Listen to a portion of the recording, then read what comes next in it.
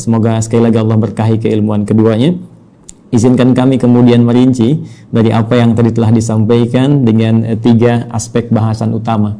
Kita akan mohon izin mulai dengan muqaddimah tentang mengapa kita diciptakan.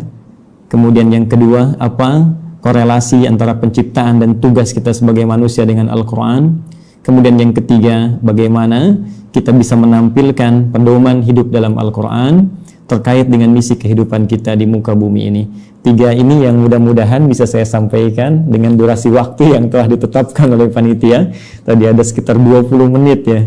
Mudah-mudahan sampai 20 menit ini, dan kalaupun boleh bisa disesuaikan dengan kultum barangkali Ustaz Syamsi Ali ya, kuliah terserah antum gitu. Jadi waktunya bisa kita maksimalkan insyaallah. Baik, bismillahirrahmanirrahim. Mohon izin karena kita temanya Al-Quran, jadi saya akan mencoba mengurutkan topik bahasan kita sesuai dengan urutan-urutan dari ayat-ayat Al-Quran insyaallah.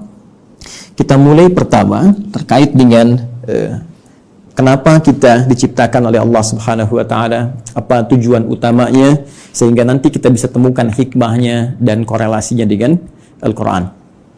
Seperti diketahui bahwa seluruh makhluk yang diciptakan oleh Allah Subhanahu wa Ta'ala, baik bernyawa ataupun tidak bernyawa, maka tujuan utamanya, puncak dari misi kehidupannya adalah untuk beribadah kepada Allah Subhanahu wa Ta'ala. Ini poin utamanya.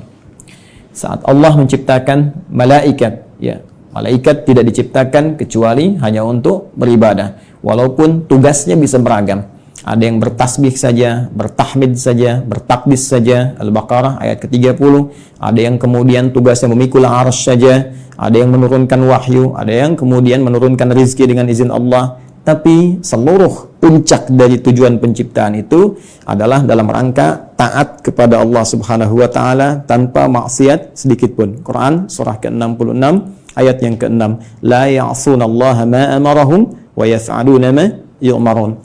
Jadi kalau kita ambil misalnya makhluk dalam konteks tertinggi, sempurna diciptakan dalam arti tidak ada potensi untuk berbuat maksiat dan selalu ada dalam jalur ketaatan, yaitu malaikat. Malaikat pun tidak diciptakan oleh Allah kecuali tujuan utamanya untuk ibadah. Ya, pun demikian kita kembali kepada manusia ataupun juga dengan jin kalau kita ingin satukan keduanya, ya. Jin tentunya diciptakan sebelum manusia, jadi saya dahulukan ya, setelah malaikat kemudian jin, saya dahulukan sebelum manusia. Quran surah ke-15 Al-Hijr ayat ke-27. Wal janna khalaqnahu min qablu min naris samum. Ya, sedangkan jin itu kata Allah kami ciptakan sebelum manusia dari materi yang berbeda, dari api yang menyala-nyala. Baik, pun demikian dengan manusia setelahnya. Ya, wa idh qala rabbuka lil malaikati inni khaliqum basyara. Ketika Allah firmankan kepada para malaikat yang sudah tercipta sebelum manusia, pun sebagian kalangan jin yang hadir pada saat itu, kami akan mencipta makhluk baru, bukan malaikat, bukan jin, tapi basyar. Ya, 1 dari 5 nama manusia yang umumnya disebutkan dalam Al-Quran pokoknya. Ya, basyar 35 kali disebutkan dalam Al-Quran, menunjuk pada sifat nafsunya. Ins disebutkan 18 kali berpasangan dengan jin, menunjuk pada sifat penampakan dan kelembutannya. Insan disebutkan 65 kali dalam Al-Quran, menunjuk pada totalitas aktivitasnya. Pun demikian dengan An-Nas disebutkan setidaknya 241 kali dalam Al-Quran, menunjuk sifat sosialnya. Dan Bani Adam ya, disebutkan setidaknya 7 kali dalam Al-Quran, menunjuk genealogisnya yang tersambung pada Nabi Adam alaihissalam. Jadi manusia ketika difirmankan oleh Allah kepada malaikat dan jin, ya wa idh qala rabbuka lil malaikati inni khaliqum basyara. Ya. Jin dan manusia ketika diciptakan tidak lepas dari fungsi ini. Ya, ditegaskan di Quran surah ke-51 digabungkan ayat ke-56. Ya, paling kanan sebelah atas di mushaf standar Allah berfirman, "Wa ma khalaqtul jinna wal insa illa liya'budun." Ya, dan tidaklah aku ciptakan jin dan seluruh manusia itu kecuali tujuan puncak pokok, ya. Tujuan penciptaan itu adalah supaya mereka menjadikan seluruh aktivitasnya sebagai ibadah kepadaku, kata Allah. Ingat harakat akhir di ayat ini bukan pakai fathah, Ya, ya'buduni bukan ya'buduna. Ya, fi'il mudhari'nya di sini berharakat fathah, tapi di sana nanti ada ya yang menunjukkan kepada Allah. Ya, kemudian untuk takhfif dia dihilangkan diganti dengan harakat kasrah. Jadi jelas Allah memberikan kesan yang tegas bahwa seluruh fungsi penciptaan manusia tiada lain seluruhnya dalam rangka beribadah kepada Allah Subhanahu wa taala. Nah, yang menarik adalah ketika Allah mendeklarasikan dan menginformasikan tentang khususnya manusia ya dalam konteks tugasnya untuk beribadah ini, maka diperjelaslah oleh Allah mengenai tempat dan misinya di mana dia akan beribadah, kemudian seperti apa misi yang akan diemban. Ini sangat menarik ya, itu disebutkan di Quran surah kedua Al-Baqarah di ayat ke-30 ya, paling kiri sebelah atas di mushaf standar. Ya, Allah berfirman, perhatikan kalimatnya, ini sangat indah sekali. Antara penciptaan, pengenalan manusia kepada jin dan malaikat dengan pemberian tugasnya itu dibuka dengan kalimat yang sama, diksi yang serupa, tapi untuk menunjukkan makna yang berbeda. Ya, ingat, karena di Quran tidak ada pengulangan. Ya, ketika disebutkan yang seperti itu, yang serupa, maka kaidah tafsirnya, ya Dr. Amir Faisal, Ustaz Syamsi Ali lebih mengetahui, ya taksisan li ma'nan jadid. Ini untuk pengantar kepada makna yang baru, yang tidak sama dengan sebelumnya. Baik, di Quran surah ke-15 ayat ke-28 ketika Allah mencipta manusia digunakan diksi wa idh qala rabbuka lil malaikah. Ya, kemudian ketika memberikan misinya dan di mana ditempatkan untuk menjalani misi ini, maka dibuka dengan redaksi yang sama. Wa idh qala rabbuka lil malaikah. Seakan-akan ingin mengesankan bahwa, hei, saking dahsyatnya penciptaan manusia ini, saking dahsyatnya misi manusia ini, jadi bukan hanya penciptaannya, ya penciptaan manusia ingin menunjukkan tentang dibawanya misi yang sangat agung, sangat dahsyat, sampai-sampai malaikat yang sempurna pun tak berbuat maksiat mesti mengetahuinya. Sampai-sampai jin pun yang dicipta lebih dulu mesti mengetahuinya. Ya, hanya bedanya yang di Quran surah 15 ayat ke-28 Allah menggunakan redaksi Khaliq, ya. Karena itu kita menyebut Allah dengan Sang Khaliq, diambil dari diksi Al-Qur'an. Inni khaliqum basyara, mencipta yang tak pernah ada ya sebelumnya, mencipta yang tidak bersandar pada bahan yang ada sebelumnya, beda dengan sifat makhluk yang tercipta. Sedangkan pemberian misinya digunakan kata ja'il ya, inni ja'ilu fil ardi khalifah, yang di sini menunjuk penciptaannya, yang di sini menunjuk pada pemberian misinya. Kita fokus ke sini dulu dengan cepat. Baik, Allah dengan tegas, singkat, padat memberikan satu informasi kepada kita semua melalui Al-Quran. Kata Allah, aku infokan pada malaikat, aku infokan pada jin yang sebelum kalian aku ciptakan mereka. Saking tingginya misi kalian, ya. Inni menggunakan taukid, sungguh aku ja'ilun fil ardi, akan menjadikan. Ingat, ja'il menugaskan, khalik mencipta. Setelah ciptaan itu terjadi, karena Allah mencipta mustahil, ya tidak ada fungsinya, mustahil tidak ada tujuannya. Di dalam bahasa Arab, kalau kita sudah membuat sesuatu, kemudian ingin menjadikan, menerangkan fungsinya, apa yang telah dibuat itu, orang Arab menggunakan diksi ja'ala, ya ja'alu ja'il. Allah telah mencipta manusia, Quran surah 15 ayat ke-28, dan ingin menerangkan ini fungsi, misi penciptaan manusia itu. Maka digunakan kata ja'il. Inni ja'ilun fil ardi. Satu, fil ardi. Ini poinnya. Ini menunjuk pada tempat. Aku akan menjadikan, memberikan fungsi pada manusia yang telah tercipta itu. Akan menempatkan mereka bertugas, tempatnya bukan di langit. Bukan fis sama, ya. Awas hati-hati, tapi tempatnya di mana? Fil ardi. Ya, yang kita terjemahkan dengan bumi itu. Baik. Khalifah, dan dia akan membawa peran untuk menunaikan tugas ibadah itu sebagai khalifah. Ya. Yang setidaknya punya dua makna pokok. Bisa jadi khalafa yakhlifu, ya, yang saling menggantikan. Artinya kalau satu selesai akan lahir yang lain meneruskan kembali, satu selesai meneruskan kembali, ya, bapak kemudian melahirkan anak, anak melahirkan anak lagi, saling menggantikan. Dan Al-Qur'an memberikan pesan jangan sampai seseorang meninggalkan generasi setelahnya dalam keadaan lemah. Quran surah keempat ayat 9 itu. Wal yakhshal ladzina law taraku min khalfihim dzurriyyatan dhi'afa khafu 'alaihim. Karena itu siapkan generasi terbaik untuk saling menggantikan membawa tugas di bumi. Nanti kalau ada bahasan yang lebih luas kita belajar khusus tentang tema ini, ya. Nanti Allah kasih satu surah khusus yang bukan nabi, bukan rasul, ya, manusia seperti kita, supaya kita tidak berkata ini kan nabi, ini kan rasul. Jadi Allah berikan satu surah yang bukan nabi, bukan rasul, tapi bisa membentuk generasi yang terbaik setelahnya. Yaitu surah ketiga, surah Ali Imran. Imran bukan nabi, Imran bukan rasul, tapi nanti menikah dengan Hannah seperti kita ketahui, melahirkan Maryam.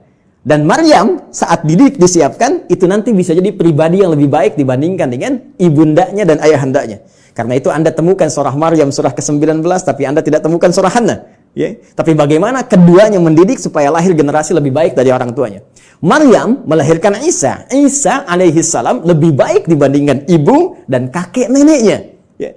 Jadi demikian fitrah dalam Al-Quran. Setiap ada generasi mesti lebih baik daripada yang sebelum-sebelumnya. Bapaknya hafal Al-Quran, anaknya hafal Quran dan paham tafsirnya. Ya, anaknya hafal Quran dan tafsir, cucunya paham sampai hadis dan fiqihnya. Demikian seterusnya. Baik. Kembali ke sini. Pun demikian khalifah, ya, selain punya arti menggantikan juga bisa berarti pemakmur. Ya. Pembangun dalam semua nilai-nilai kebaikan. Ya, singkatnya ditugaskanlah kemudian di bumi. Ini tugasnya akan saling menggantikan sampai kehidupan dunia berakhir. Dan ditugaskan dalam rangka ibadah ini untuk memakmurkan kehidupan di muka bumi sesuai dengan apa yang telah Allah tetapkan.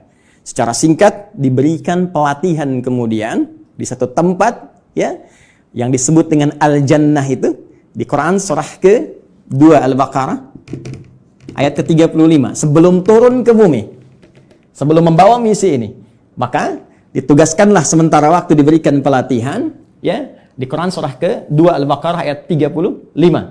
Wa qulna ya Adamu uskun anta wa zaujukal jannah. Secara langsung ditugaskan pasangan Adam dan Sayyidah Hawa alaihi wassalam. Silahkan keduanya dimasukkan oleh Allah Subhanahu wa taala untuk diberikan pelatihan sebelum diturunkan untuk bertugas ke bumi. Silahkan masuki al-jannah ini, sering terjemahkan dengan surga, oke? Okay?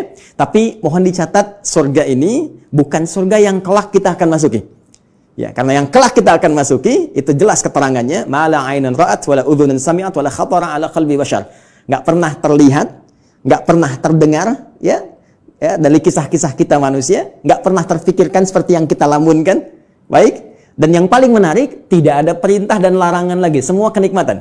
Ya, tidak ada perintah dan larangan lagi, semua kenikmatan. Jadi Ustadz Amir Faisal jangan terlampau soleh, nanti cita-cita masuk surga masih pengen tahajud bisa. Jadi semua kenikmatan, ya. Tapi di sini tidak. Di sini ada ujian. Wala taqraba hadhihi syajara fatakuna minadh dhalimin. Ya, jangan coba-coba engkau dekati pohon ini, ujian pertama. Jadi disebutkan perintah kalau dikerjakan melahirkan kenikmatan, fakula minha ragadan haitsu syi'tuma. Kemudian diberikan larangan. Ini perintah, ada larangan. Dan inilah nanti yang akan kita bawa dalam kehidupan di muka bumi. Di bumi itu cuma dua, kalau enggak mengerjakan perintah, meninggalkan larangan, selesai. If'al wala taf'al. Do it, leave it. Ya, cuma dua ini saja. Baik, kemudian diperkenalkan, ini tantangannya. Ada nanti iblis yang mulanya dari kalangan jin, ayat 34-nya berbicara tentang iblis. Ayat Quran surah ke-18 Al-Kahf, ayat ke-50, ya, menerangkan genealogis iblis itu dari jin yang bermaksiat, fasik. Ya, wa idz qulna lil malaikati isjudu li adama fasajadu illa iblis kana minal jinni fa fasaqa an amri rabbi. Ya, ketika dia mulai fasik disebut dengan iblis. Ketika dia mulai menggoda, mewariskan kefasikannya disebut dengan syaitan. Karena itu diperkenalkan oleh Allah, ya, ini menjadi syaitan di ayat ke-36-nya. Fa azallahumash syaitan. Setelah tuntas kemudian diberikan bekalnya, di training dulu, kan? Diberikan pelatihannya, diperkenalkan musuhnya, ini yang harus dikerjakan, ini yang harus ditinggalkan, ini yang akan dibawa nanti dalam kehidupan di bumi. Setelah siap itu semua, teman-teman sekalian, barulah diturunkan Adam alaihissalam beserta Sayyidah Hawa alaihissalam, keduanya untuk memulai tugasnya di bumi. Baik, dan kisahnya dimulai di sini. Quran surah kedua, saya langsung ayat 38. Baik. Saya melompat sedikit ke kisah antara bagaimana perjuangan Adam alaihissalam melawan iblis atau syaitan itu. Saya langsung lompat dulu saja untuk mempermudah dan mempercepat kita sampai pada kuota waktu kita. Baik. Quran surah kedua ayat 38. Ya, paling kanan sebelah atas di mushaf standar bagi teman-teman yang terhubung dan membuka mushaf, ya. Perhatikan baik-baik. Qulna bitu minha jami'a. Sekarang sudah saatnya, kata Allah, kami firmankan. Dan kalimatnya menggunakan ta'zimin nafsi. Nah, ya, itu selalu memiliki dua makna setidaknya dalam bahasa Arab. Nah, singkatan dari nahnu. Kalau dinisbatkan kepada Allah Subhanahu wa taala, tentunya seperti kita ketahui, memiliki dua makna utama. Satu, ta'zimun nafsi, menunjuk pada keagungan Allah Subhanahu wa taala, puncak keagungannya. Kedua, ta'zimus sya'ni, menunjuk pada dahsyatnya informasi yang akan disampaikan.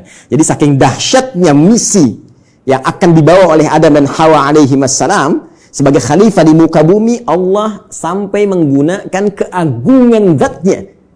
Ya, jadi ini misi agung.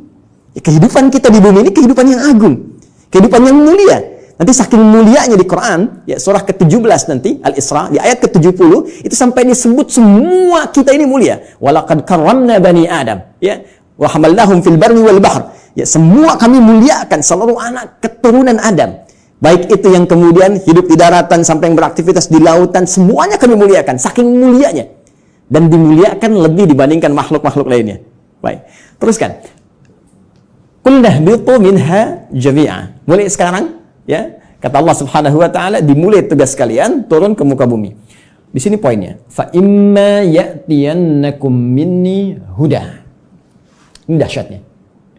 Ternyata Allah dengan sifat Rahman, ya, tidak membiarkan hambanya memulai misi tanpa membawa pedoman misinya, tanpa membawa petunjuk untuk menjamin kebenaran risalahnya, untuk menjamin terukurnya setiap misi yang ia bawa. Ternyata bersamaan dengan misi yang dibawa itu dan tugas dimulai dalam beraktivitas di muka bumi dengan misi tadi itu, Allah bersamaan dengan itu semua menurunkan satu pedoman kehidupan yang disebut dengan huda. Ini poinnya. Fa imma ya'tiyannakum minni huda. Nanti saat kamu telah turun di bumi dan mulai akan mengawali misimu itu, maka kami akan sertakan dengan itu semua petunjuk kehidupan. Ingat, hudan kalau disebutkan, saya telah gali diksi ini, ya, dari bahasa Arab, termasuk penyebarannya di Al-Quran, derivasinya, ragamnya, ini Masya Allah, ini bukan hanya diartikan dengan petunjuk, tapi bisa berarti jalan menuju kemudahan, bisa diartikan jalan menuju kesuksesan, bisa diartikan solusi dari segala kesulitan, bisa diartikan jalan untuk membuat kita bahagia dalam ibadah. Secara singkat, kalau kita kumpulkan diksi hudan dalam Al-Quran, secara singkat, seluruh arahnya itu mengarah kepada pedoman kehidupan. Ya, pedoman hidup. Ini yang harus kamu kerjakan, ini yang harus kamu tinggalkan, ini yang harus kamu lakukan. Kamu akan mengalami ini tantangannya, ini solusinya. Itulah hudan. Dan sifat Rahman Allah menjadikan penugasan ini menjadi nyaman untuk dijalani dan terhindar dari segala kegelisahan dan kesedihan. Perhatikan ujung kalimat ayatnya. Fa imma ya'tiyannakum minni hudan faman tabi'a hudaya. Kalau nanti petunjuk pedoman hidup ini diikuti saat bertugas di bumi, ya, Adam, Hawa, sampaikan pada anak cucumu, setiap mereka ikuti. Ya, kalian ikuti semua petunjukku ini. Kalimatnya di ujungnya ada ya nisbah kepada Allah. Petunjukku. Jadi ini bukan Nabi Adam yang buat, bukan Sayyidah Hawa yang buat. Ya, Allah yang langsung tetapkan. Fala khaufun 'alaihim wa la hum yahzanun. Allahu akbar. Maka aku jamin, kata Allah, fala khaufun 'alaihim la fala khauf. Ya, selama menjalani misi di bumi ini tidak akan pernah merasakan kekhawatiran, kegelisahan. La khauf, tidak gelisah. Gelisah itu lawannya tenang. Ya, berarti kalau tidak gelisah, tenang. Ya, wala khaufun 'alaihim wala hum yahzanun. Yahzanun, sedih. Lawannya senang. Allahu akbar. Ya, lawan dari sedih, senang. Ini sangat menarik. Jadi ketika Allah menugaskan Adam alaihissalam, ya, kemudian beserta pasangannya Sayyidah Hawa alaihissalam untuk kemudian berkembang di muka bumi, melahirkan anak keturunan disebut dengan Bani Adam nanti, ya kan? Ternyata semua misi itu misi yang menyenangkan dan misi yang menenangkan. Jadi kalau dibawa ke rumah tangganya senang, tenang. Dibawa ke kantor, di kantor tenang, senang. Dibawa ke tingkat kehidupan sosial, senang, tenang. Jadi ternyata tugas di bumi ini tugas yang menyenangkan. Tugas yang menenangkan, menenangkan dan menyenangkan. Jadi kalau ada orang yang hidup di bumi selalu gelisah, ya selalu merasa tidak senang, ini menunjukkan boleh jadi kehidupan ini tidak disertai dengan pembacaan pada pedoman hidupnya. Ini yang disebut dengan hudan. Nah, teman-teman sekalian, menariknya setiap berganti generasi, ya, karena Adam itu alaihissalam selain nabi, beliau juga manusia. Ya, nabi punya fitrah kenabian, manusia punya fitrah kemanusiaan. Baik, karena setiap nabi itu manusia, maka manusia punya fitrah kemanusiaan. Di antara fitrahnya pasti mengalami kematian, wafat. Setiap yang berjiwa pasti wafat. Quran surah ke-3, Ali Imran ayat 185. Kullu nafsin dha'iqatul maut. Semua, bukan satu dua orang, seluruh umat bahkan ada kuotanya, ada batasnya. Ya, batas kematian disebut dengan ajal. Quran surah ke-7. Al-A'raf ayat 34. Walikulli ummatin ajal. Fa idza jaa ajaluhum la yastakhiruna sa'atan wa la yastaqdimun. Bahkan semua punya batas hidupnya. Ya, harus diisi. Ya, bagaimana Allah memberikan bimbingan, dia isi itu sampai menemukan ujung batas hidupnya, dan jika sudah tiba tak akan mampu dia mundurkan, tak akan mungkin bisa dimajukan. Ya, jadi mohon izin lompat sedikit ya, nggak usah memaksakan diri. Ada kita lihat ada yang orang bunuh diri, mencoba-coba, nggak usah coba-coba. Kalau sudah tiba waktunya meninggal juga. Kalau belum tiba nggak akan wafat. Ya, nah ini poinnya. Karena Adam itu manusia, karena itu punya fitrah kemanusiaan, maka Adam pun wafat. Ya, setelah itu mewariskan anak keturunan. Quran surah ke-4 ya, ayat yang pertama, ya ayuhan nasu taqu rabbakumul ladzi khalaqakum min nafsin wahidah wa khalaqa minha zawjaha wa batha minhuma rijalan katsiran wa nisaa. Melahirkan keturunan, ada laki-laki ada perempuan, sampai kemudian mereka berkomunal, ya, berkelompok-kelompok, bersuku-suku, kemudian bahkan menyebar lebih luas lagi, saling mengenal dan saling berinteraksi. Quran surah ke-49 Al-Hujurat ayat ke-13. Ya ayyuhan nas, wahai seluruh manusia, inna khalaqnakum min dzakarin wa untha. Kami ciptakan kalian ada laki-laki ada perempuan. Ternyata manusia cuma dua jenis, ya, laki-laki dan perempuan. Awas, hati-hati, ya. Wa ja'alnakum syu'uban wa qabaila. Kemudian setelah itu kami jadikan kalian, ya, syu'uba, berkelompok-kelompok, membentuk satu komunitas dari keluarga ke masyarakat, RT, RW sampai negara sampai benua dan sebagainya. Wa qabail, ada suku-sukunya, tujuannya lita'arafu, untuk saling membangun sinergi, membangun link, saling mengenal, dan dengan itu membawa misi kekhalifahan yang tadi disebutkan. Ya, inna akramakum indallahi atqakum. Yang paling mulia di antara kalian yang meningkat nilai kebaikan yaitu takwanya. Poinnya, ada wafat, manusia jadi berkembang, dan setiap perkembangan ini pasti akan terpengaruhi oleh lingkungan di mana mereka beraktivitas. Kullu mauludin yuladu 'alal fitrah, ya, fa abawahu yahwidanihi aw yunassiranihi aw yumajjisanihi. Semua yang terlahir itu baik, cuma lingkungan nanti yang membentuk dia bisa merubah bahkan menjauh dari Allah Subhanahu wa taala. Dalam konteks ini, saya ingin cepat, saking sayangnya Allah kepada kita semua, Allah tidak menginginkan seluruh manusia yang hidup di bumi mengalami kebuntuan dalam membawa misinya dan bahkan mengalami kegagalan. Yang Allah inginkan semua konsep tadi senang dan tenang. Maka di setiap pergantian generasi itu, maka Allah utuslah kemudian seorang rasul, ya, utusan, seorang nabi yang membawa kembali pedoman-pedoman yang dahsyatnya sesuai dengan era dan masa yang dialami. Nabi Adam selesai, muncul Nabi Nuh. Nabi Nuh kemudian membawa risalah. Nuh selesai, muncul nabi lainnya. Terus sampai ke Nabi Muhammad sallallahu alaihi wasallam. Menariknya, teman-teman sekalian, seluruh nabi dan rasul yang diutus oleh Allah Subhanahu wa taala, yang membawa pedoman hidup bagi masyarakatnya, bagi umatnya yang diarahkan sesuai dengan masanya itu, semua petunjuknya, pedomannya diberi nama dengan nama utama yang serupa, yaitu hudan. Silakan Anda cek. Kita ambil yang paling dekat lah ke masa Nabi Muhammad SAW. Nabi Isa, Nabi Musa alaihi wassalam. Nabi Musa misalnya, ini yang paling populer yang banyak disebutkan dalam Al-Quran. Ya, saya sebutkan dekat itu bukan dekat dalam konteks masa waktu, tapi dekat dalam konteks sering banyak disebutkan sehingga sering didekatkan. Ya, tiga nabi ini yaitu Nabi Musa, Nabi Isa dan Nabi Muhammad SAW yang mewakili banyak kisah dalam Al-Quran. Nabi Musa, kitabnya Taurat. Ya. Taurat ketika disifati oleh Allah Subhanahu wa taala menjelaskan fungsinya, maka tidak jauh dengan diksi ini, hudan. Buka Al-Qur'an surah ke-17 Al-Isra ayat yang kedua.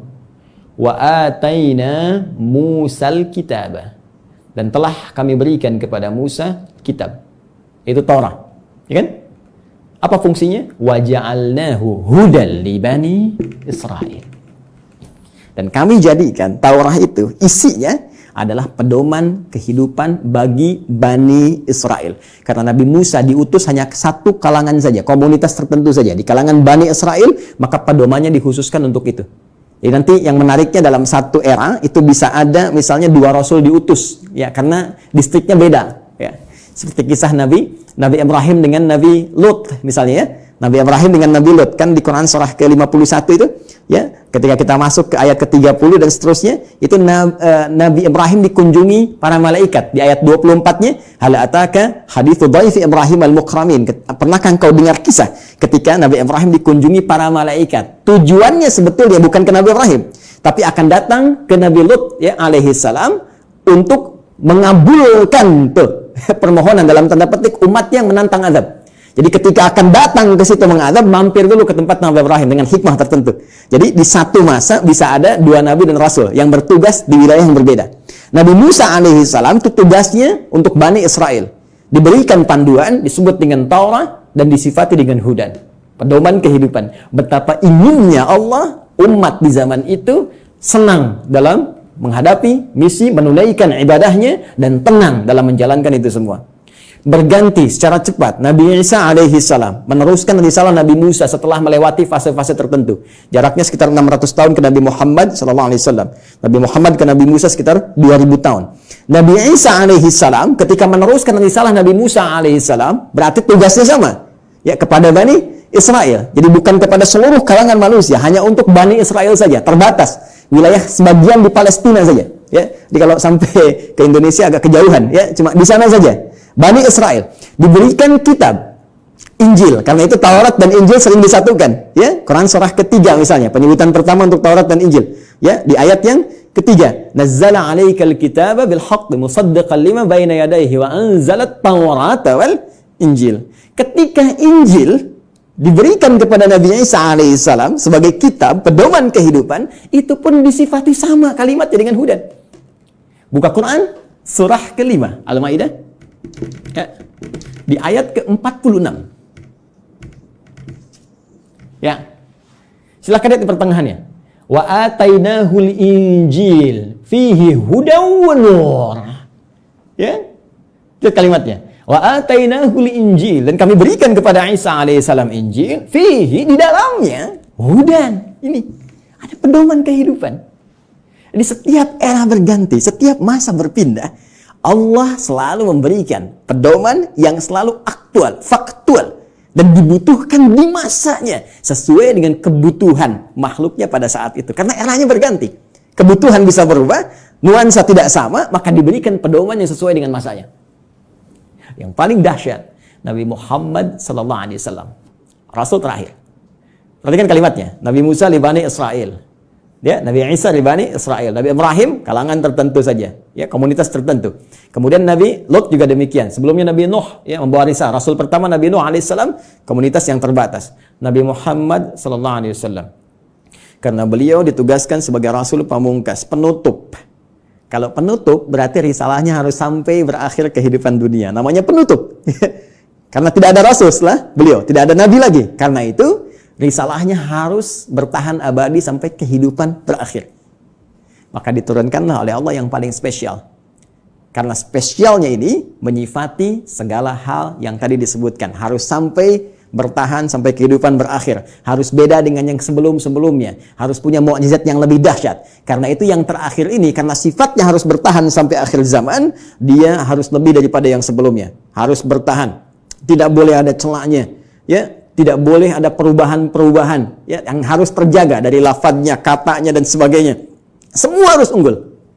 Maka dipilihlah oleh Allah Subhanahu wa ta'ala, ditetapkan oleh Allah Subhanahu wa ta'ala, karena ini yang paling dahsyat, yang paling baik. Semua yang terkait dengannya selalu baik. Silakan cek. yang dipilih turun membawa risalah ini, membawa wahyu ini, ya teman-teman sekalian, dari kalangan malaikat Jibril alaihissalam. Ketika dipilih langsung naik statusnya menjadi Sayyidul Malaika, Ruhul Amin. Nabi Musa punya teman, setiap rasul di bumi punya teman rasul dari langit. Nabi Musa punya teman Malakul Maut. Ya. Baik, Nabi Muhammad SAW punya teman malaikat Jibril. Malaikat Jibril ketika ditugaskan menyampaikan risalah yang akan dibawa pada Nabi Muhammad SAW, maka langsung naik status jadi Sayyidul Malaika. Diturunkannya, teman-teman sekalian, di hari Jumat. Ya, hari Jumat, harinya naik status langsung menjadi apa? Sayyidul Ayyam. Yang dipilih menerima ini Nabi Muhammad SAW langsung naik status jadi Sayyidul Anbiya wal Mursalin. Bulannya, ya bukan main-main. Bulannya bulan Ramadan. Ya, bulan Ramadan.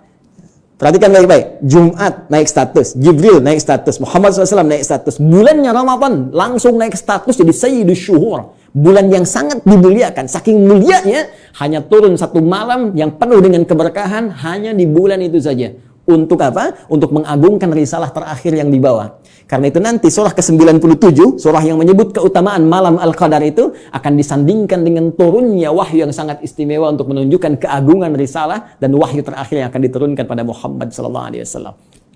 Tiada lain, tiada bukan, itulah Al-Quran. Inna anzalnahu fi Lailatul Qadar. Ya, sungguh dengan segala keagunganku aku akan berikan informasi yang sangat dahsyat. Inna, aku tegaskan, aku kuatkan, ya, anzalnahu fi Lailatul Qadar. Kami turunkan Al-Qur'an itu di malam Al-Qadar. Baik, teman-teman sekalian, fokus di sini. Apa kaitan Al-Qur'an dengan hudan itu? Kita kuatkan kembali dengan Quran surah kedua ayat 185. Paling kiri di pertengahan di mushaf standar. Ya. Quran surah kedua ayat 185. Karena yang paling dahsyat, ya, karena ini yang paling istimewa, dan untuk seluruh manusia tanpa batasan, maka redaksinya mesti beda. Perhatikan kalimatnya. Syahrul Ramadan alladzi unzila fihil Qur'an. Ya, di bulan Ramadan yang kalian menunaikan puasa itu, saat itulah diturunkan Al-Quran. Tadi kita katakan, kita sepakati Al-Quran turun di bulan yang sangat mulia yaitu Ramadan. Quran surah kedua ayat 185. Allah perkenalkan nama kitab wahyu, pedoman hidup yang diturunkan pada Nabi yang paling istimewa untuk semua manusia sampai akhir zaman, yaitu Al-Quran. Apa tujuan Al-Quran diturunkan? Teruskan ayatnya. Hudal linnas. Tetap tidak akan terpisahkan dari diksi ini, hudan. Dan dahsyatnya bukan libani kita, li umat kita, linnas. Ini poinnya. Ini bedanya. Kata Allah diturunkan di waktu yang sangat istimewa itu, ya, Al-Quran tujuan utamanya untuk menjadi pedoman hidup. Pedoman hidup. Pedoman hidup artinya pedoman yang dibawa dalam kehidupan. Ya, Anda mau zoom saja sekarang, tak tahu pedomannya, Anda nggak bisa zoom. Itu yang simpel. Sekarang Anda mau hidup yang lebih kompleks kita jalani, nggak bawa pedoman, ya nggak, mustahil kita jalani dengan tenang. Mustahil kita akan jalani dengan benar. Ya, jadi ini pedoman kehidupan kita. Artinya semua yang dialami dalam kehidupan itu ada di sini sih ya, Al-Quran. Dan dahsyatnya linnas, untuk semua manusia tanpa batas. Perhatikan diksi Al-Quran. Al-Quran tidak menyebutkan bashar, ya, yang menunjuk pada nafsu, kecenderungan bagaimana mengelola nafsu dan bagaimana keadaan tampilan fisik yang baik. Tidak menyebut tentang al-ins, tunggal. Tidak menyebut insan, ya. Tidak menyebut juga Bani Adam, tapi menyebutkan dengan kalimat yang luas sifatnya dengan diksi universal. Linnas, untuk semua manusia yang pernah hidup di bumi. Ya, di era Nabi Muhammad SAW sampai dengan kehidupan berakhir. Jadi ternyata semua misi hidup kita, aktivitas kita, dari bangun tidur sampai dengan tidur lagi, setiap kita beraktivitas, dari semua tantangan yang kita hadapi, baik itu sedang sendiri ataupun sedang berpasangan, berumah tangga, berkehidupan sosial, itu ada di sini semuanya. Baik, mohon izin. Sampai di sini bisa disimak ya, bisa dipahami. Baik, saya mohon maaf saya terlalu cepat. Imam Syamsi Ali, Al-Ustaz? Tidak, Ustaz. Tidak ya? Masih ada waktu? Masih silakan. Masih, Ustaz, masih. Oh, masih. Karena ini baru mukaddimah ini. Fadhal, Ustaz. Fadhal, ini sebagai haul, Ustaz. Baik, mohon maaf Mbak Ima ya, ini baru mukaddimah ini, kita belum turunkan jadi pedoman. Ya, baik, jadi sampai di sini teman-teman sekalian kita bisa memahami bahwa ternyata semua isi kehidupan kita ada di sini. Ya, silakan kalau tidak percaya kita cek. Ya, mohon izin nggak perlu dicatat ya, karena ini direkam nanti bisa diulang kembali. Saya baca dengan cepat karena keterbatasan waktu. Ya, bahkan kita dari sejak mulai terlahir sampai kita wafat, sampai pasca wafat, itu semua diinfokan di sini. Ada semuanya. Dan silahkan bandingkan dengan kitab apapun yang ada di muka bumi sampai dengan saat ini. Tidak akan ada yang pernah seperti Al-Quran. Ya, saya berikan 3 saja yang sangat menarik ya. Pertama, seluruh hal yang akan kita alami sudah dirangkum dengan sempurna dalam Al-Quran dan nanti dijelaskan detailnya oleh Nabi Muhammad SAW. Nanti bagian terakhir saya kaji dan kita akan sama-sama nikmati bersama. Ya, saya beri contoh misal. Mohon maaf, sejak masa dalam kandungan itu Al-Quran sudah menerangkan ya bagaimana proses yang terjadi dalam kandungan. Detail secara fisiknya, secara umum disampaikan di Quran misalnya surah ke-22 di ayat yang kelima. Bahkan pergerakan janinnya secara umum ya dari mulai kandungan lemah ke berat sampai diisi apa doa yang harus dibacakan, apa yang harus dilakukan supaya nanti bayinya terlahir dalam keadaan baik, disebutkan di Quran surah ke-7 ayat 189. Bahkan diberikan bocoran antara hubungan kita membangun komitmen dengan Allah yang akan menuhankan Allah sejak saat ruh kemudian ditanamkan sampai kita terlahir sampai wafat. Quran surah ke-7 ayat 172. Ketika terlahir apa yang pertama kali diberikan oleh seorang ibu? ASI pun diberikan dengan tegas langsung. Ya, di Quran surah kedua ayat 233, wal walidatu yurdina auladahunna haulaini kamilaini. Ya, bapaknya dikasih nih, ini tugas pokok bapak yang baru punya anak. Ini yang harus dikerjakan, ini ibu yang harus dilakukan. Ya, kemudian bergerak dari situ, diberikan pendidikan dini supaya membangun kedekatan dengan Allah, baik terhadap kedua orang tua, punya akhlak yang mulia. Quran surah ke-31 dari ayat 13 sampai dengan ayat 19-nya. Dari situ dia mulai belajar bagaimana cara belajar yang baik, bagaimana memahami, bagaimana bisa kembali mengajarkan itu kepada masyarakatnya. Quran surah ke-9 ayat ke-122. Kemudian diberikan sifat, jangan sampai dia belajar lupa dengan Tuhannya, harus seimbang antara iptek dengan imtaknya. Itu ada di Quran, teman-teman sekalian, di surah Al-Mujadalah, ya. Di ayat yang ke-11, kemudian setelah itu dia berkembang lagi. Ya, dia mencari lagi. Kadang-kadang ada yang pergi ke tempat lain, mengenal suasana yang berbeda, bertemu dengan orang banyak, bersuku-suku, bisa merantau ke berbagai tempat. Quran surah ke-49, ayat yang ke-13. Setelah itu tiba-tiba dia mengenal seseorang ya untuk mendapatkan pasangannya. Boleh, karena setiap kamu dicipta berpasangan. Quran surah ke-51 ayat ke-49. Bagaimana mengenal pasangannya? Diarahkan oleh Allah. Hei, jangan lama-lama. Kalau sudah kenal, lamar dia. Berikan ya bagian yang terbaik untuk maharnya. Quran surah ke-4 ayat ke-4. Lakukan pernikahan. Quran surah ke-30 ayat ke-21. Bahkan saat akan menikah pun dijelaskan oleh Allah. Nanti kamu belajar dulu di rumah tangga supaya nggak kaget. Ini tugasmu laki-laki begini, tugas perempuan begini. Quran surah ke-4 ayat 34. Bahkan kalau ada persoalan begini cara menyelesaikannya sampai di ayat ke-35-nya. Kemudian diberikan tugas, ayah, kamu akan mulai mencari nafkah. Begini cara mencari nafkah yang standar. Quran surah kedua ayat 168. Kalau kamu ingin cepat, baru bergerak sedikit, rezekimu diberikan keberkahan. Quran surah kedua ayat 172. Kalau kamu belum bergerak, mengamalkan amalan ini, Allah berikan kemudahan rezeki kepadamu. Quran surah ke-7 ayat ke-96. Tapi jangan khawatir, ketika engkau bisa mensyukuri semua nikmat itu akan tambah nikmatnya. Quran surah ke-14 ayat ke-7. Tapi kamu jangan lupa, kamu bekerja mungkin akan mengalami tantangan. Ada yang tidak suka, ada yang akan menyingkirkan, menyungkurkan, ada tantangannya. Ya, pelajari dengan sempurna. Ini loh secara umumnya dari mulai ringan sampai berat. Quran surah kedua ayat 214. Ya, kemudian rinciannya Quran surah kedua ayat 155 sampai 157. Cara menyelesaikannya Quran surah ketiga ayat 142. Kalau kamu bekerja, kamu lelah, tiba-tiba kemudian kamu sakit, merasa nggak enak, nyaman, ada zikir Nabi Ibrahim, Quran surah ke-26, ayat ke-80. Kalau penyakitnya berat, kata dokter mustahil sembuh, nggak ada yang mustahil. Amalkan zikir Nabi Ayub, saya sembuhkan seperti saya sembuhkan Ayub. Quran surah ke-21, ayat 83 sampai 84. Tugas seorang istri, ya, bisa merawat anaknya. Kadang-kadang tidak mudah itu semua. Ada yang berkata, bagaimana mendidik dengan baik? Quran surah ke-17, ayat 23 sampai dengan ke-27-nya. Sampai mereka dewasa, sampai usia 40 tahun, masih diberikan amalan untuk bakti pada kedua orang tuanya. Quran surah ke-46 di ayat yang ke-15. Sampai kemudian hidup lebih jauh lagi sampai tiba-tiba ada dalam keadaan pikunnya. Ya, Quran surah ke-22 ayat yang ke-5 itu di bagian bawahnya. Sampai kemudian setelah itu dijelaskan oleh Allah, kalau kamu akan nanti wafat, pasti kamu wafat. Siapkan cara wafatmu supaya indah. Kamu hidup untuk tenang, wafat pun harus tenang. Turun Quran surah ke-89 ayat 27 sampai 30. Ya ayat Tuhan nafsul mutmainnah. Kamu saya berikan hidup di dunia untuk tenang, wafat pun harus tenang. Ya. Kemudian setelah itu apa yang terjadi?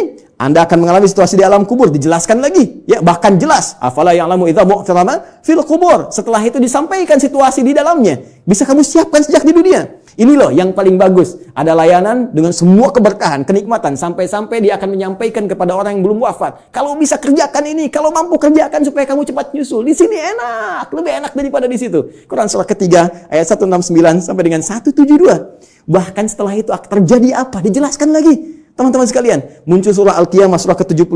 Setelah itu dijelaskan lagi. Ya, mau masuk kemana? Ini yang masuk ke surga, ini turunannya. Surga bersama Rasulullah. Quran surah ke-4 ayat 69. Di taman surga. Quran surah 51 ayat 15 sampai dengan ke-23. Surga yang seluas langit dan bumi. Quran surah ke-3 133 sampai dengan 134. Surga yang kelas biasa tapi nikmat. Quran surah kedua ayat ke-25. Supaya kita membawa persiapan untuk mendapatkan itu semua. Kalau gagal pun dijelaskan lagi. Ya, kalau kamu nanti main-main dengan ini semua, hadapi situasi di alam kubur begini, ada ayatnya. Situasi di hari kiamat begini, ada ayatnya. Sampai dengan muaranya pun ada ayatnya. Karena itu, kalau Anda tidak percaya, silahkan cek. Cuma dalam Al-Quran, semua kegiatan kita diatur dengan sempurna. Dan detailnya dijelaskan oleh Rasulullah SAW melalui petunjuk yang bahkan langsung ditegaskan oleh Al-Quran. Buka Quran surah ketiga, ayat 31. Paling kiri sebelah atas di mushaf. Qul in kuntum tuhibbunallaha fattabi'uni. Katakan Muhammad sallallahu alaihi wasallam, jika mereka hamba-hambaku, umatmu mengatakan serius mencintai aku, mencintai Allah, kan berpegang pada kitab Allah, fattabi'uni, maka ikuti semua petunjuk Rasulullah sallallahu alaihi wasallam. Ya, Nabi diutus, diturunkan untuk menyampaikan risalah Al-Quran secara sempurna. Detailnya seperti apa? Digambarkan oleh beliau. Dan dijamin langsung oleh Al-Quran. Surah ke-33. Ayat ke-21. Laqad kana lakum fi Rasulillahi uswatun hasanah. Uswah bisa dibaca dari riwayat Qalun, Warash dengan iswah. Laqad kana lakum fi Rasulillahi iswatun hasanah. Harakat kasrah, harakat dhammah. Kasrah menunjukkan sesuatu yang kecil, ringan, tipis, pecah. Kasrah zujaj, kaca itu pecah sehingga melahirkan pecahan-pecahan yang kecil. Sehingga harakatnya tipis. Dan ya dhammah, sesuatu yang terkumpul, yang dhammah yang dhammu besar. Ya. Jadi yang melekat pada Rasulullah itu jangankan ya yang besar-besar, yang dahsyatnya, yang sholat malamnya sampai bengkak-bengkak, yang bagaimana pahala dengan sedekahnya, ya luar biasa diberikan, bagaimana perhatiannya pada umat. Bahkan yang kecil-kecilnya pun kalau diikuti akan jadi teladan dalam kehidupan. Jadi uswah itu ya keteladanan yang bila diikuti, yang mengikuti menjadi teladan lagi, yang saling terwariskan. Jadi ketika kita mengamalkan isi Al-Quran dengan petunjuk yang disampaikan oleh Rasulullah SAW, maka secara otomatis kata Allah, hidup kita pun selain menjadi tenang, nyaman, akan jadi teladan di masanya. Silahkan cek. Nabi wafat, sahabat jadi teladan. Sahabat wafat, tabi'in jadi teladan.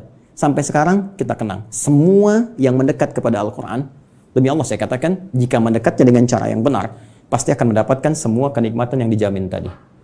Sekarang bagian terakhirnya, mohon izin dengan cepat sekali, bagian terakhirnya. Bagaimana kita mengeluarkan petunjuk Al-Quran ini? Sehingga menjadi pedoman dalam kehidupan. Ternyata sekarang itu begitu mudah. Dulu, zaman Rasulullah, sahabat berjuang. Ya, mengatasi banyak persekusi, bahkan ada yang dieksekusi dan sebagainya. Bahkan belum ada media seperti sekarang, ya. Ada yang tinggal ngeklik saja keluar informasinya dan sebagainya. Tadi Ustaz Amir Faisal sudah menyampaikan, ya, perjuangannya sangat berat. Tapi yang paling menarik, ternyata dari perjuangan yang sangat berat dan dahsyat itu yang terwariskan pada generasi setelahnya. Zaman sahabat banyak menghafal, mengajarkan, menyebar, tabi'in menghafal dan seterusnya. Itu membawa manfaat yang besar bagi kehidupan kita. Karena semua detil penjelasan dari Al-Quran ini ternyata sudah dirinci langsung selama kurang lebih 23 tahun melalui seluruh keterangan yang melekat pada Rasulullah SAW. Baik tadi perkataannya, perbuatannya, tindakannya, sifat, sikap, dan segala bahkan diamnya disebut dengan takrir. Ya, semua yang melekat pada Rasulullah disebut dengan hadis. Jika dipraktikkan dalam kehidupan, jadi jalan kehidupan disebut dengan sunnah. Maka di sini kita mengenal istilah Al-Quran, kemudian sunnah untuk tafsiran segala pedoman hidup yang dipraktikkan dalam kehidupan. Maka teman-teman sekalian, kalau kita rinci penjelasan ini dengan menggabungkan dua saja, menurut langsung perintah Allah Subhanahu wa taala, Al-Quran dan As-Sunnah, kita akan temukan detil pedoman kehidupan kita di sini keseluruhannya. Kalau tidak percaya, sekarang mari kita cek. Ya, ini sudah kita pahami. Gambaran pedoman kehidupan umumnya. Detilnya ada di sini. Tadi saya katakan, semua pedoman ini yang terkait dengan keterangan Nabi Shallallahu Alaihi Wasallam, kemudian diwariskan pada sahabat, sahabat mengajarkan pada tabi'in, di masa-masa setelahnya, selain ada yang menghafal, ada juga yang menuliskannya. Dan tulisan ini sampai kepada kita, dikenal dengan kitab-kitab hadis, ya, atau kitab-kitab sunnah, kutubus sunnah atau kutubul hadis. Banyak orang mempersepsikan bahwa kitab-kitab ini hanya bacaan semata. Kalau kita gali lagi, itu Masya Allah. Ya, sampai hari ini saya begitu mengagumi para ulama hadis itu, ternyata bukan sekedar mengumpulkan segala yang terkait dengan Nabi, tapi mereka sekaligus menyusun itu semua sebagai pedoman kehidupan untuk kita. Dan dibuat bab-bab sesuai dengan apa yang akan kita jalani dalam kehidupan. Ya, saya beri contoh misal, yang paling populer, ya, Sahih Al-Bukhari. Ya, Sahih Al-Bukhari itu kan nama aslinya, masih ingat? Ya, Al-Jami' As-Sahih Al-Musnad Al-Mukhtasar min umuri Rasulullah sallallahu alaihi wasallam wa sunanihi wa ayyamihi. Ya, coba ulangi. Al-Jami' As-Sahih. Ya, kitab hadis kan umumnya ada 4 kan? Ya, ada Jami', ada Sunan, ada Musnad, ada Mu'jam kan? Ya, dan setiap penamaan ini ada makna. Al-Jami' itu kumpulan yang komprehensif. Umum, sifatnya masih luas, ya, mencakup segala aneka kegiatan. Baik. Kalau sudah Sunan, itu kitab fikih, ya, hadis yang disusun dengan urutan fikih. Jadi kitab hadis disusun dengan urutan fikih. Sunan Abu Daud fikih, bab taharah, seterusnya sampai dengan selesai. Taharah, salat, puasa dan seterusnya. Ya. Musnad disusun berdasar periwayatnya. Anda ingin belajar berapa hadis dari Sayyidah Aisyah, pengen seperti Sayyidah Aisyah, keluarkan dari Musnad Sayyidah Aisyah. Ya, tadi ingin belajar anaknya pintar, keluarkan misalnya Musnadnya Ibnu Abbas radhiyallahu taala anhuma. Mu'jam berdasar urutannya, Mu'jam At-Tabrani misalnya, ya. Baik. Tapi ketika kita baca Al-Jami' secara umum, ya, tuntunan kehidupan dari mulai bangun tidur sampai dengan tidur kembali. Al-Jami', kata Imam Al-Bukhari, Al-Jami', saya susun kitab ini dengan materi yang cukup luas, tuntunan kehidupan yang bersumber dari Nabi. As-Sahih, isinya sahih semua, saya pastikan saya cari. Ya, Al-Musnad, tersusun sanadnya sampai ke Rasul. Si A, si B, si C disebutkan sampai ke Nabi. Al-Mukhtasar, isinya nggak bertele-tele, langsung kepada esensinya. Ini keterangan dari nabinya. Kalau butuh penjelasan saya jelaskan sedikit. Min umuri Rasulullah sallallahu alaihi wasallam. Saya tuliskan di sini terkait dengan seluruh kegiatan Rasulullah yang bisa saya dapatkan dan saya tuliskan. Karena nanti yang tak mampu Imam Al-Bukhari sampaikan, nanti Imam Muslim datang melengkapi. Ya, sehingga disebut sahihain.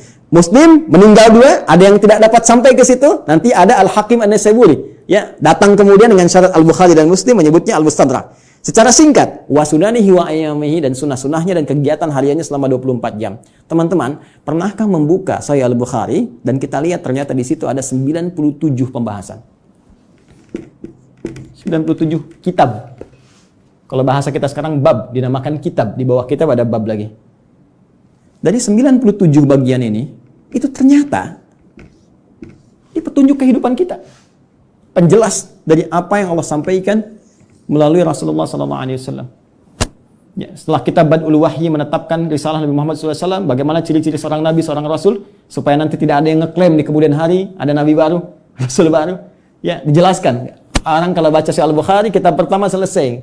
Sudah, nggak akan ada lagi ketika ada info ini ada Nabi baru, sudah lewat tuh. La Nabi ya ba'di. Ya, ini kan yang aneh begini. Kalau ada ngaku Nabi itu nggak aneh. Karena Nabi sudah mewanti-wanti, la Nabi ya ba'di. Nanti kelak akan ada ngaku Nabi. Ya, kalau ada begitu, langsung tolak aja, nggak ada Nabi setelah Rasulullah. Ya, ya. Jadi kalau ada yang ngaku, itu nggak usah aneh. Yang aneh itu setiap ada yang ngaku, ada pengikutnya. Itu masalahnya. Ya. Jadi kalau kita belajar bab pertama selesai, menetapkan risalah Nabi, ya. Dan ini pun dahsyat. Di antara maksudnya untuk memberikan kekuatan argumentasi bahwa semua keterangan ini disampaikan oleh seorang yang mendapatkan risalah langsung dari Allah, yaitu Nabi. Buktinya begini. Dan kitabul iman ada 57 hadis. Anda sering bertanya, iman saya sering naik turun kayak lift. Ya, kalau naik saya semangat ibadah, kalau turun jangankan salat sunnah, salat wajib kadang-kadang juga ada rasa malas. Bagaimana men-charge itu semua supaya semangat lagi? Kitabul iman. Kitabul ilmi, ya. Ustaz Amir Faisal, putranya mau belajar melanjutkan ke Mesir, ya. Dan teman-teman yang lain, ada kitabul ilmi setelahnya. Bisa dikeluarkan bagaimana petunjuk pedoman belajar langsung dari Nabi. Dan dahsyatnya di Sahih Al-Bukhari ini tidak dimulai satu hadis kecuali dengan ayat Qur'annya dulu. Ini ayatnya, ini hadisnya, hadisnya. Silahkan cek. Kitabul Bai', teman-teman yang pebisnis. Ya, silahkan. Yang berniaga, yang berbisnis, keluarkan Kitabul Bai'. Kitabul Tijarah. Ya, kitabnya Kitabul Bai', turunannya turunan tentang bisnis. Di pemerintahan, diplomasi, birokrasi, Kitabul Imarah. Ya. Sekarang masa pandemi, ya teman-teman keluarkan ada Kitabul Wabah, tentang bab wabah, taun, ada semua. Dan kalau kita jeli lihat lagi, demi Allah saya katakan, hanya di Islam yang semua tuntunan kehidupan dari bangun tidur sampai tidur lagi ada pedomannya. Silahkan cek. Ya, bangun tidur ada doanya. Silahkan cek. Bandingkan dengan keyakinan manapun. Cuma di Islam. Ini kita dalam konteks ilmiah ya, sedang berargumentasi. Jadi kalau nanti di soal kita berargumentasi. Ya, jangan diadukan, tapi kita didiskusikan. Ya, baik. Sekarang lihat, bangun tidur ada doanya. Ya. Dan doa itu jangan salah, doa itu bukan kalimat formalitas yang kita ucapkan untuk menjadikan sesuatu hanya sebagai ibadah semata. Bukan hanya itu. Tapi isi doa itu pedoman bagaimana kita menjalaninya. Bangun tidur apa yang harus dilakukan? Ya, buka misalnya di Abu Daud. Nomor hadis 1367 dari Ibnu Abbas radhiyallahu taala anhuma ketika menginap di rumah Sayyidah Maimunah radhiyallahu taala anha. Beliau menyimak Nabi bagaimana Nabi bangun di malam hari untuk mengikuti salat malamnya. Kata beliau, kana Nabi sallallahu alaihi wasallam idza staiqadha min naumi, adalah kebiasaan Rasulullah sallallahu alaihi wasallam apabila bangun dari tidurnya. Fajalasa, beliau duduk sebentar. Famasaha biyadi min athari naumi, kemudian menghilangkan bekas ngantuk dengan tangan yang beliau duga bersih. Ya. Ya, jadi dihilangkan dulu. Jadi bukan langsung baca doa saat ngantuk begini. Bangun jam 3:30 masih ngantuk begini. Ketika sadar lagi jam 6 udah hilangkan lu ngantuknya. Baru setelah itu faqara akhirah khawatim surah Ali Imran, membaca 10 ayat terakhir surah Ali Imran, baru baca doa. Alhamdulillahilladzi ahyana ba'da ma amatana wa ilaihin nusyur. Ditegaskan lagi nanti di Al-Bukhari itu, nomor hadis 181 nanti, ya.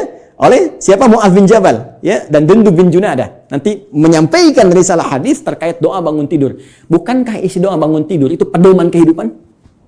Silakan cek lagi. Alhamdulillahilladzi ahyana ba'da ma amatana. Saya bersyukur padamu ya Allah yang telah memberikan kesempatan kembali pada saya untuk menjalani kehidupan. Padahal engkau bisa wafatkan aku dalam tidur tadi. Ya. Wa ilaihin nusyur. Perhatikan, sering diterjemahkan dengan dan kepadanya akan kembali. Hei kawan, nusyur dari kata nasyara, artinya beraktivitas untuk mencari bekal pulang. Ya, Anda menyebar. Yang dari Makassar, dari Sumatera, dari Papua, dari Kalimantan bisa datang ke Jakarta untuk mencari bekal supaya bisa mudik pulang. Ramadan pulang mudik. Itu bahasa Arab yang disebut dengan nasyara yansyaru. Kalau menyebar luas disebut intasyara yantasyiru. Menyebar. Untuk pulang kampung. Kita pun akan pulang. Ya. Teman-teman, mudik itu yang kita lakukan setiap tahun, ya kan? Itu kan bahasa Arab jelas. Ya. Waktunya disebut mi'ad, tempatnya disebut ma'ad. Kita itu pulang kepada Allah. Quran surah 3 ayat 9. Innallaha la yukhliful mi'ad. Pasti kita pulang. Allah nggak mungkin menyalahi janjinya. Tempatnya disebut dengan ma'ad, tempat pulangnya. Ibnul Qayyim al-Jauziyah punya kitab Zadul Ma'ad. Kita pasti pulang. Karena itu saat bangun dari tidur kita berjanji kepada Allah, ya Allah, hari ini saya akan cari bekal lebih baik daripada hari sebelumnya. Supaya kalau saya pulang hari ini, keadaan pulang saya lebih baik, ya Allah. Makanya diajarkan sebelum tidur kita evaluasi diri. Nabi evaluasi hari ini apa yang dikerjakan, besok merencanakan. Turun Al-Insyirah surah ke-94 itu, fa idza faraghta fansab ila rabbika farghab, ya. Disiapkan dari sekarang apa yang mau dikerjakan besok. Ayo teman-teman, saya cek ya. Jangan-jangan selama ini kita pun belum siap mengerjakan apa yang kita lakukan besok. Untuk waktu Indonesia, di Amerika mungkin masih pagi, kan? Saya tanya pada Anda mau baca Quran berapa halaman hari ini? Berapa ayat? Mau sedekah berapa banyak? Mau tahajud jam berapa nanti? Ya, kadang-kadang luput dari kita, malamnya kita koreksi. Makanya Nabi istighfar sebelum tidur. Mengoreksi, Nabi aja yang ahli surga. Tempat terbaik, manusia paling mulia, paling takwa. Yang dilepaskan semua bebannya saat di akhirat, diberikan surga sampai beliau mengatakan saya puas. Wala saufa yu'tika rabbika fatarda. Wala saufa yu'tika rabbuka fatarda. Itu masih istighfar kepada Allah.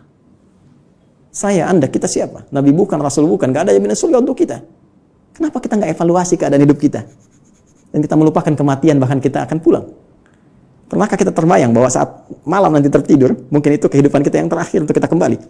Karena itu kita siapkan, kalau saya besok bangun lagi, ya Allah, saya ingin sholat saya lebih baik daripada sebelumnya, saya ingin jamaah nanti jam sekian, ya Allah saya ingin sedekah besok, ya Allah saya ingin baca Al-Quran, supaya kalau saya meninggal pada saat itu, dan karena itu ajal dirahasiakan, supaya kita siap kapan pun pulang.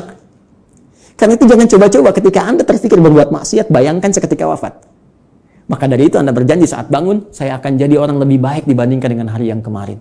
Itulah sebabnya muncul mahfuzat. Ini bukan hadis ya. Orang yang hari ini ya lebih baik daripada hari kemarin, orang yang beruntung, ya kan? Orang yang sama dengan yang kemarin, orang yang rugi. Orang yang lebih buruk daripada kemarin, orang binasa. Itu mahfuzat, terambil dari nilai hadis tadi. Itu baru bangun tidur. Silahkan cek. Mau makan ada doanya, mau minum ada doanya, berpakaian ada doanya, masuk toilet pun urusan yang sederhana ada doanya. Bahkan langkah kakinya diatur, masuk kiri keluar kanan. Beda dengan masjid, masuk kanan keluar kiri, doanya berbeda. Bangun tidur sampai tidur lagi, pedomannya lengkap semua. Pertanyaan saya, dari sekian banyak kebaikan yang telah Allah tampilkan kepada kita, berapa yang telah kita keluarkan dalam kehidupan? Saya punya dugaan yang kuat, jangan-jangan persoalan kehidupan di muka bumi ini tak mampu kita tuntaskan, bukan karena kita nggak pintar. Mohon maaf, bukan karena kurang gelar. S1, S2, S3, sampai dapat gelar, misalnya pengajaran tertinggi, profesor, dan sebagainya, bukan karena kurang harta. Tapi mungkin Anda kurang dekat dengan Allah. Kita kurang baca pedomannya. Kurang takwa. Semua kesimpulannya mengerucut kepada takwa. Takwa membangun kedekatan yang paripurna dengan Allah. Karena itu banyak ibadah diarahkan kepada takwa. Puasa la'allakum tattaqun. Salat dibuka dengan takwa. Hudal lil muttaqin alladzina yu'minuna bil ghaib wa yuqimunas shalah. Haji takwa. Wa tazawwadu fa inna khairaz zadi taqwa. Wa may yattaqillaha yaj'al lahu makhraja wa yarzuqhu min haitsu la yahtasib. Itu puncaknya. Siapa yang mampu mendekatkan diri kepada Allah Subhanahu wa taala dengan takwanya, dengan menjalankan semua isi pedoman-pedoman yang Allah turunkan, maka Allah akan lepaskan dari semua kesulitan hidup, bahkan mengirimkan rezeki dari sisi yang tidak dia duga. Inilah pedoman kehidupan kita, inilah Al-Quran, dan inilah jalan yang tidak mungkin kita hindari, karena ini satu-satunya pedoman yang bisa mengantarkan pada kenikmatan di 3 alam. Dunia, alam kubur, sampai akhirat. Terakhir, sebagai penutup, teman-teman sekalian, saking dahsyatnya Al-Quran ini, Allah ingin membuktikan kepada kita kebenarannya. Al-Quran tidak diturunkan di Romawi yang sudah maju pada saat itu. Bukan di Persia yang sudah punya kekaisaran yang dahsyat. Ya, kalau sekarang diibaratkan Amerika misalnya, Soviet, atau sekarang di Rusia dan seterusnya, atau Cina bahkan, itu kan tidak turun di Romawi, tidak turun di Persia, tapi Allah turunkan di tempat yang paling jauh dari segala titik kemuliaan. Tidak kenal segala titik kebaikan-kebaikan. Ilmu pengetahuan jangan diharapkan tumbuh. Ya, dengan sempurna, dengan baik, jauh tertinggal. Karena itu disebut dengan jahiliyah, menggabungkan nama bahkan dengan sifatnya. Tapi tahukah Anda, ketika Al-Quran diturunkan di umat jahiliyah itu bisa mentransformasikan mereka berubah menjadi khairu ummah. Sampai turunnya Quran surah ketiga ayat 110 itu. Paling kiri sebelah atas di mushaf. Kuntum khairu ummah. Silahkan Anda cek. Semua yang belajar dari Nabi, dari 40 orang fase Mekah, sampai menyebar ke Madinah, sampai bertebaran ke seluruh muka bumi, tidak pernah ada satupun sahabat Nabi membawa risalah Al-Quran, kecuali membawa kesuksesan dan misi terbaik kemakmuran di muka bumi. Silahkan cek. Nabi sampai selesai tugas di Madinah punya 12.000 sahabat. Punya 38 panglima dari 12.000 itu. Kekuatan satu panglimanya bisa menaklukkan Persia dan Romawi. Ya, bisa mengalahkan segala jenis racun. Setiap satu sahabat ekspedisi menjadikan Islam terbawa dengan warna yang sangat indah, diterima bahkan tanpa kecamuk peperangan yang berarti. Amr bin As ekspedisi dari Afrika Utara sampai dengan ke Syam. Sekarang cek, Mesir, Libya, Tunisia, Maroko, Aljazair sampai dengan ke Syam. 4 negara sekarang. Ya, Libanon, Palestina, kemudian Yordania, kemudian Syria. Silahkan cek, Muslim yang baik. Sa'ad bin Abi Waqqas, ya, waktu ikut ekspedisi mau ke Cina, singgah di Baros, 414 km dari kota Medan. Jadinya Nusantara. Indonesia, Malaysia, Filipina bagian selatan, Thailand selatan, Brunei Darussalam, ya, Masya Allah Rakhine, sukunya dari Rakhinya itu yang sekarang. Semua indah, baik. Di mana kita sekarang? Dan keilmuannya nggak nanggung, silahkan cek. Ya, Al-Ghazali, Al-Battani, Al-Kindi, Al-Farabi, ya, silahkan cek. Semuanya sukses. Jadi mau jadi ilmuwan, sukses. Mau jadi diplomat, sukses. Jadi birokrat, sukses. Semua itu tercantum dalam Al-Quran. Dan satu-satunya kitab yang tidak pernah mengalami perubahan. Zaman Abu Jahal dulu dibaca Alif Lam Mim, sekarang pun tetap Alif Lam Mim. Silakan, strukturnya sempurna, segalanya sempurna. Itulah Al-Quran. tinggal pertanyaannya, tantangan langsung dari Allah, sejauh mana kita bisa meyakini semua ini untuk menerapkan pedoman tadi, mempelajarinya, mengamalkannya dalam kehidupan.